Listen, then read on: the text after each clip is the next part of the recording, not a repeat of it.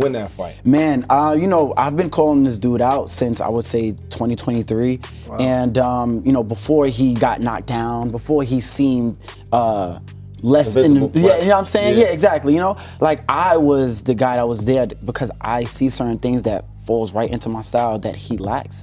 And again, you know, that's also a big payday. Like you know, cold turkey, Mike. What we waiting on? What we waiting on? I see you call. He's a great ambassador. Come on, babe. You know, but I see, you know, he has other things that he wants to get to. The Nakatani fight might be coming up. You know what I'm saying? So that is going to be a huge obstacle for him to get past. But if he does do that and then he moves up to featherweight, I am here to take the fight. Me beating him will put me on a certain level over even certain unification fights, honestly.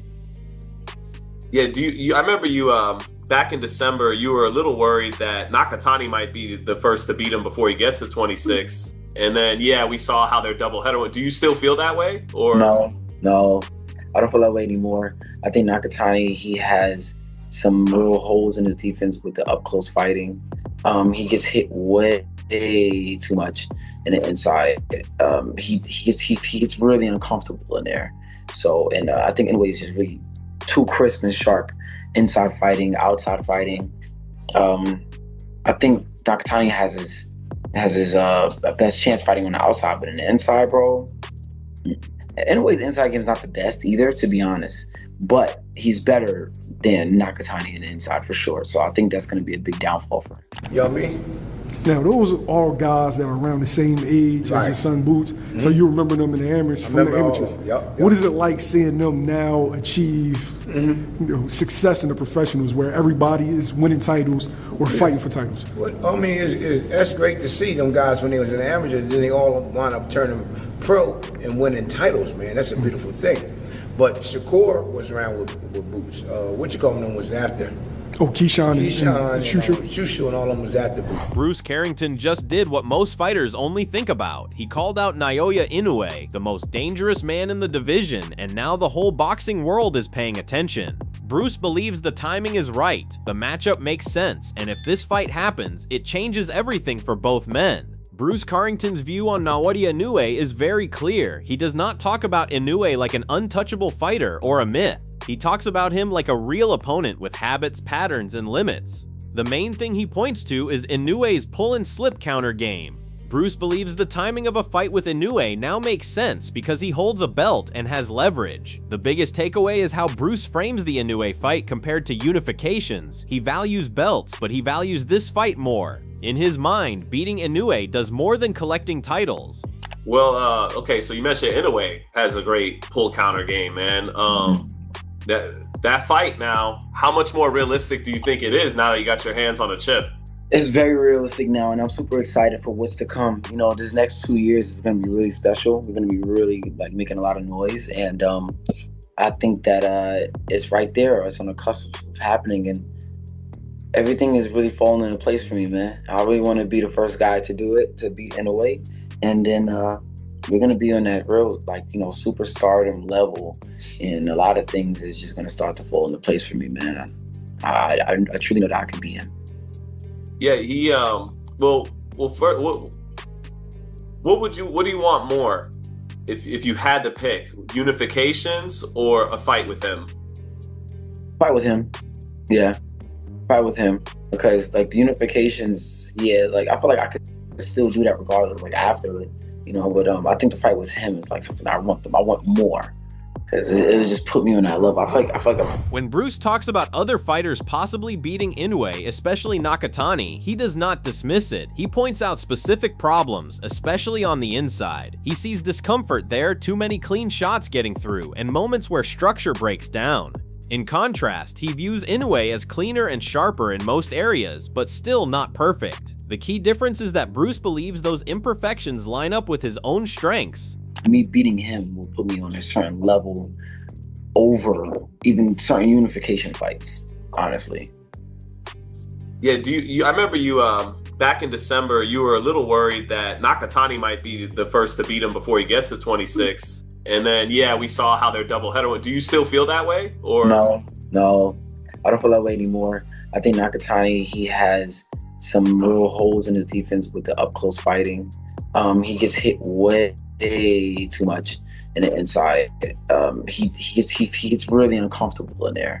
So, and I think Inoue is just really too crisp and sharp inside fighting, outside fighting. I think Nakatani has his best chance fighting on the outside, but in the inside, bro, Inoue's inside game is not the best either, to be honest. But he's better than Nakatani in the inside for sure. So I think that's going to be a big downfall for him.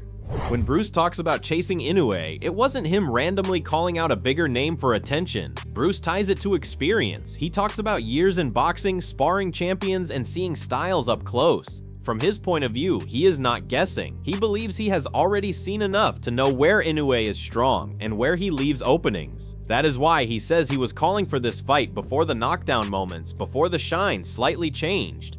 And win that fight. Man, you know, I've been calling this dude out since I would say 2023. Wow. And, you know, before he got knocked down, before he seemed less yeah, you know what I'm saying? Yeah, exactly. You know, like I was the guy that was there because I see certain things that falls right into my style that he lacks.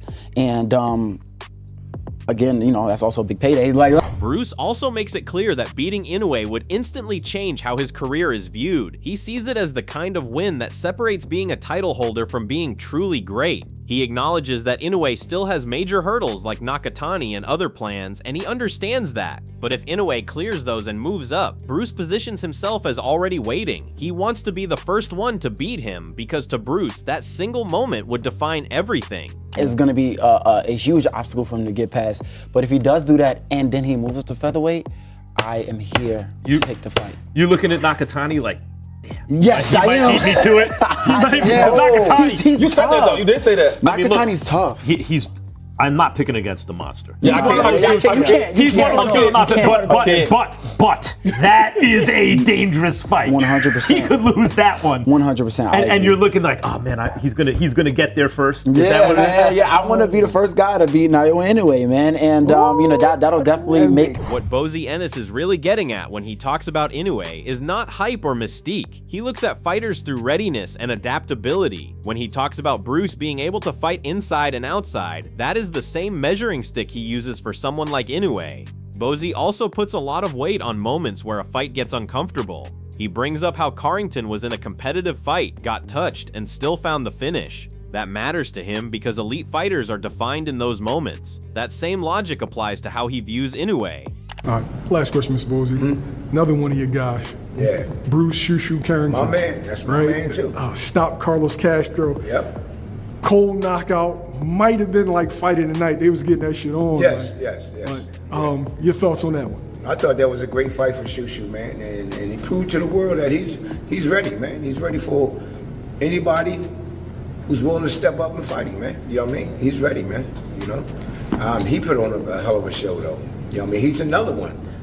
He'll fight you inside and outside. You know what I mean? He do both, man. You know what I mean? Yo, it seemed like it was competitive. There was a time where Carlos Castro hurt him in the fight. Right. I'm thinking it's going to go to a decision, and all of a sudden, like you said, you just put them punches together. Got him out of it. That's why I was screaming for him too. Let it go. Let them hands go, man. You know what I mean? Come back with the counter shot. Another important part of Bozy's mindset is experience and growth over time. He talked about going back to the amateur days, watching fighters grow, fail, adjust, and then succeed as pros. When he looks at someone like Inoue, he sees a finished product built over years, not an overnight star. That long foundation is what makes a fighter hard to beat. I was screaming, man. You know what I mean? Now, those are all guys that are around the same age as your son Boots, so you remember them in the amateurs, from the amateurs. Yep. What is it like seeing them now achieve success in the professionals where everybody is winning titles or fighting for titles? Well, I mean, that's great to see them guys when they was in the amateurs, then they all wind up turning pro and winning titles, man. That's a beautiful thing. But Shakur was around with Bruce. Them was after. But it's not just Bruce whose name is being thrown around for a fight with Inoue. Nick Ball is also involved. Nick responded directly to questions about Bruce Carrington calling him out online and claiming certain offers were turned down. Nick's point was not really about being upset, it was about accuracy and approach. He sees Bruce as a hungry fighter trying to push his name into bigger conversations, which he understands. But he also makes it clear that some of what Bruce is saying is not true from his side. get that. Nick, I wanted to ask you about Bruce Carrington. He's had a lot to say online about potential fight for yourself, saying you turned down X amount of money, this and that. From your side of you, what have you made of the comments from Bruce in your response to that? He's chatting shit. Yeah. He's chatting shit, that's all I can say about it. 100%. But yeah, he has mentioned me a lot, hasn't he? So, at the end of the day, he's hungry, isn't he? He's hungry, he's doing what he's doing. He's working his way up. So you can't really knock it. You know, he wants a shot, so you can't really knock it. But on that one, he's chatting shit. Yeah, that's lies. Well, as far as from I know, that's lies. So is that annoying to hear? I guess when Bruce is sort of, I mean, he's happy to sort of say it to multiple outlets, and I guess for yourself to sort of look at that, is that annoying to hear Bruce saying that? I'm not really too that involved for it to be annoying, but it's the way he's saying it, innit? He wants to be careful. If he wants a shot, he wants to be careful at how he's going about it, because he might not get that shot.